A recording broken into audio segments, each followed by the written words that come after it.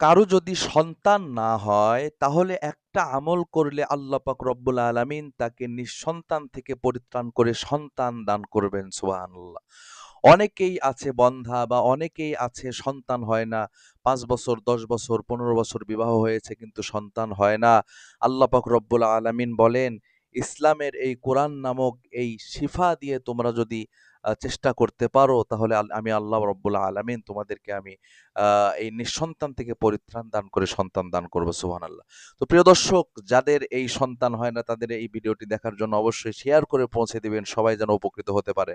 তো আসুন, কোন আমল করলে নিঃসন্তান থেকে আল্লাহ পাক সন্তান দান করবেন? প্রিয় দর্শক, অনেকে আছেন ৫ বছর ১০ বছর চিকিৎসা করছেন কিন্তু সন্তান হয় না। অনেক চেষ্টা করেছেন, অনেক চিকিৎসা করেছেন কিন্তু সন্তান হয় না।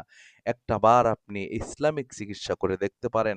ইসলামের আইনে, ইসলামের সিস্টেমে আপনি আমল করে দেখতে পারেন, আল্লাহ পাক আপনাকে দিলেও দিতে পারেন। এই বিশ্বাস রেখে যদি আপনি আমল করতে পারেন, অবশ্যই আপনাকে আল্লাহ পাক রব্বুল আলামিন সন্তান দান করবেন। কেননা সন্তান দেওয়ার মালিক হলেন আল্লাহ পাক রব্বুল আলামিন। তো কি আমল করতে হবে? খুব সহজ একটা আমল, সেটা হলো ইয়া মুসাউবিরু। ইয়া মুসাউবিরু, এই এসএমটার আমল। প্রিয় দর্শক, এই এসএমটার আমল হলো প্রত্যহ ১,০০০ বার পাঠ করতে হবে।